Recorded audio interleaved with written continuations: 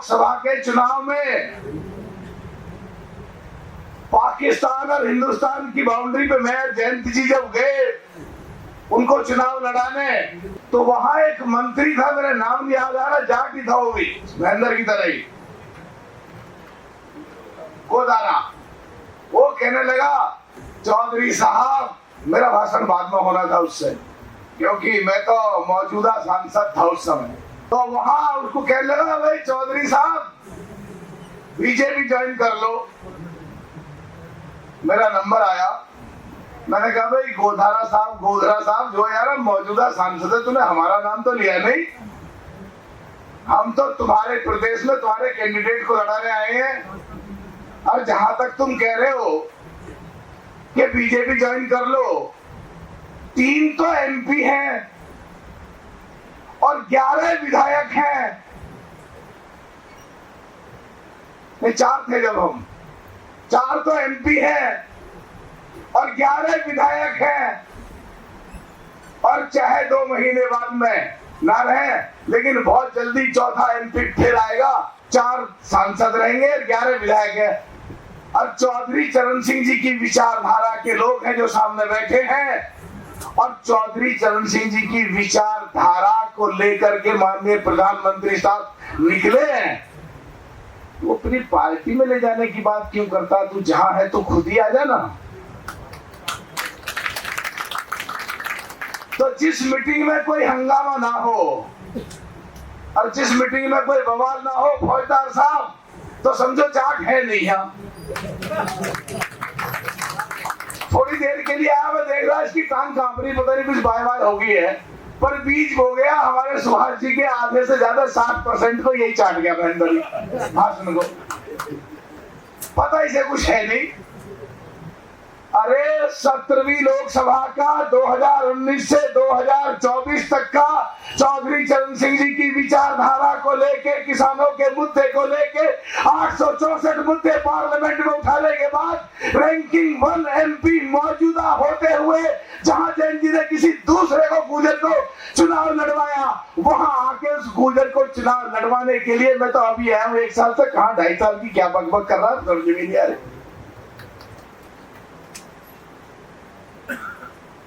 और चौधरी चरण सिंह जी की विचारधारा को लेकर के मुझे पार्टी में 1 साल 1 महीना हुआ, मैं 2-1 महीने की बात है, महेंद्र जी, चौधरी जैन जी का फोन आता है,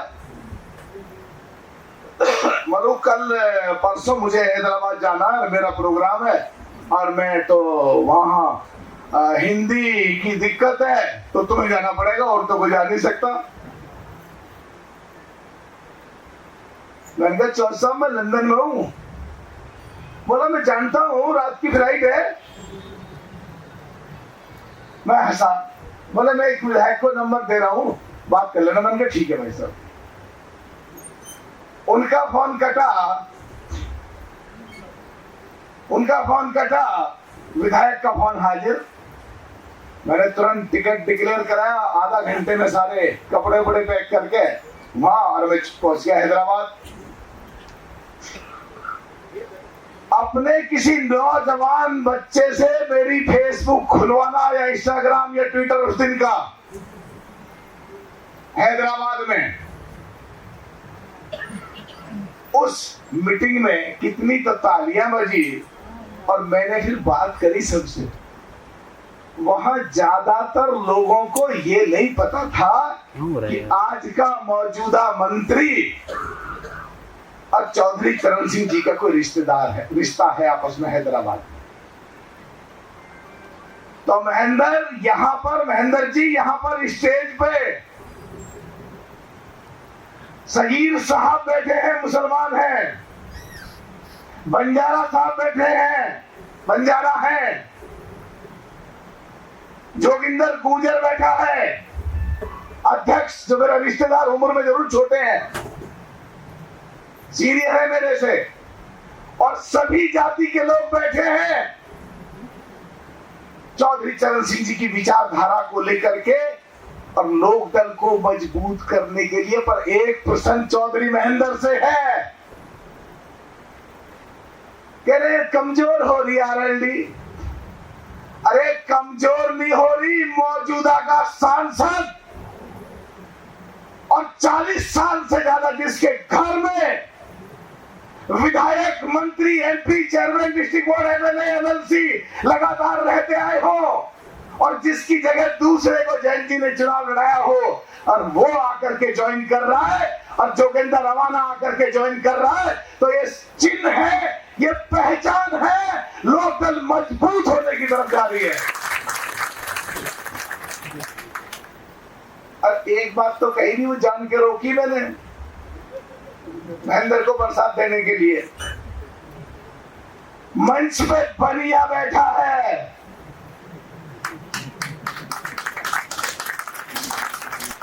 अरे चौधरी महेंद्र अपने जाटों को भी देख ले कितने बैठे हैं।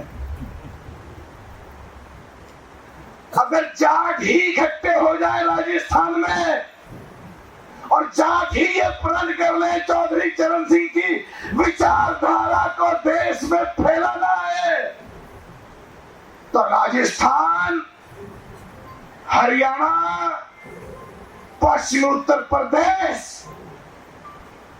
यहां से लेके पीलीभीत, यहां से लेके आगरा और यहां से लेके सहारनपुर उत्तराखंड, किसी दूसरे को कहना नहीं पड़ेगा कि फौजदार का झूठा मुकदमा हटाना, हमारे पास आएंगे लोग कि मुकदमा हमारे हटवाए।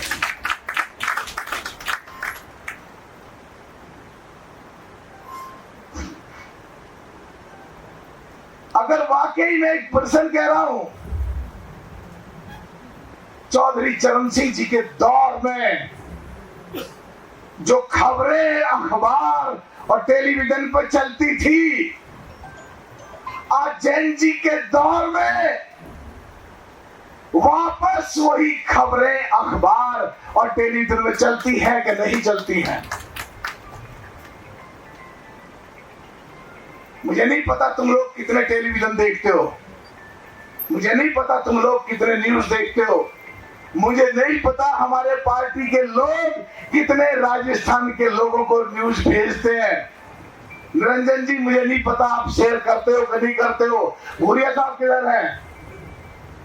ये भूरिया साहब कितनों को भेजते हैं कि नहीं भेजते हैं। लेकिन देश का एक टेलीविजन बताओ जिस पे चौधरी चरण सिंह जी की विचारधारा या आरएलडी राष्ट्रीय महासचिव का नाम, या जहां लोग नहीं पहचानते थे देश के किसी भी कोने में या वर्ल्ड के किसी भी कोने में, जैन जी के प्रयासों से आरएलडी को सब लोग आज जानते हैं, पहचानते हैं। तो कमजोर नहीं, आज आरएलडी मजबूत हो रही है। लोग भाई कहा था उसको, तो थोड़ा झटक दिया था महेंद्र को, महेंद्र जी को मैंने हल्का सा रिएक्ट करा फिर हुआ। तो क्या है कि हम लोग, और जो बात अभी हमारे राष्ट्रीय महासचिव, विधायक साहब, मंत्री साहब सुभाष जी ने कही कि 10%, 10 की जगह ये अपने आप को 8 भी कर लें तो कोई दिक्कत नहीं, मैं 8 की जगह 2% कर लूं तो कोई दिक्कत नहीं, जोगिंदर जी को फ्री हैंड देंगे हम, जो चाहे करो। लेकिन अब सोच रहे हो क्या कहूंगा सब सोच रहे हो क्या कहूंगा। एक दिन अंजनाओं के सब कहते हैं, यार नाना साहब क्या बोलते हो, क्या हुआ? बोला आप बात कहाँ लेके जाते हो, कहाँ जाके कहते हो? 10 लोग जो हमारे कान पे पीछे कंप्यूटर में होते हैं वो कुछ पूछ ही नहीं पाते, बोल नहीं पाते, तो हमें कहना पड़ता है नाना साहब ठीक कह रहे हैं। लेकिन जोगिंदर जी को कुछ सोचने की जरूरत नहीं है। जब यूपी का चुनाव आएगा 2027 में, जिन 20 सीटों पर हम नंबर 2 पे रहे, जिन सीटों पे शहरी क्षेत्र, बनियाओं का क्षेत्र ज्यादा लगता है, सुभाष जी की जिम्मेदारी लगेगी उन सीटों को जिता के लाने की उत्तर प्रदेश में, जिससे यूपी में हम और ज्यादा मजबूत हो सके और उसके बाद यूपी के सांसदों के चुनाव में हम जैसों की भी ताल लग सके और वहां की मजबूती के बाद 3-4 महीने के बाद फौजदार और हरवीर सामरा या चौधरी महेंद्र की भी ताल यहाँ विधायक बनने की लग सके। मैं आप सब लोगों को एक बात कह के अपनी बात को समापन करने की तरफ लेके जाऊंगा। दिल्ली में रहते हैं, बिजनौर नहीं रहते। तो चौधरी साहब को पता भी नहीं, बिजनौर से मेरा कोई लेना देना नहीं है। मेरा घर जरूर है, मेरी वोट जरूर है। मैं तो मेरठ में तो पैदा हुआ और बाकी दिल्ली में रहते हैं। पर दिल्ली की जो पीली लाइट है जिसको लुटियन जोन कहते हैं, उसकी एक खूबी है गर्ग साहब, जैसे ही शाम होती है आदमी सीधा चलता तो लगे मैं उल्टा जा रहा हूं, और उल्टा चले दिल्ली से बाहर की तरफ तो लग रहा अब ठीक जा रहा हूं, प्रधानमंत्री के मंत्रालय के पास या प्रधानमंत्री घर की तरफ जा रहा हूं। उन पीली लाइटों में रास्ते में आदमी जो गुमराह हो जाता है, और हमको वो रास्ते ठीक तरीके से याद है 40 साल में। फौजदार साहब जैन जी से बात करके, तालमेल बैठा के, जैन जी के सामने झुक करके, और आप लोगों की जो भी दिक्कतें प्रदेश सरकार या देश की सरकार से होगी उन चीजों को सुलझाने में सक्षम हैं। टेलीविजन की डिबेट को जहां चौधरी चरण सिंह जी की विचारधारा, जहां चौधरी जैन जी का नेतृत्व, जहां माननीय प्रधानमंत्री की सोच के अनुसार डेली छिटाई ठुकाई पिटाई कटाई लुटाई ठुकाई टेलीविजन पर रोज कांग्रेस और उसके साथियों की होती है,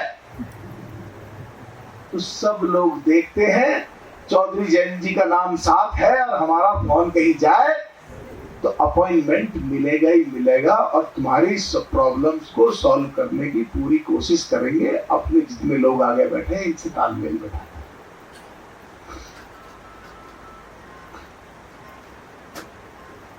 कहीं ना कहीं पिछले दिनों जो हमारे एक शुरू में साथी बोले थे, कुछ ना कुछ कहीं ना कहीं कोई कमी रही, कुछ ना कुछ कहीं चूक हुई, कुछ ना कुछ जो उन्होंने देवीलाल जी को कहा कुछ करा, तो भैया वो भी थारा ही था, भुगतले।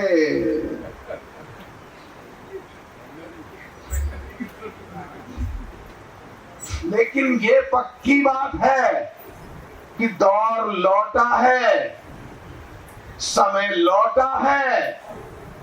बनिए बावन, बंजारा, गुर्जर, सांसद, पूर्व विधायक सब लौट के लोकदल की तरफ आ रहे हैं, तो आने वाला समय 100% अच्छा है। और एक आज इस दिन पे चौधरी साहब की पुण्यतिथि पे उनके फूल चढ़ाए हैं सबने, और मैं बस एक ही बात कह रहा हूं कि आने वाले समय में आप सब लोग मजबूत हो, जोगेंद्र जी को मजबूत करो।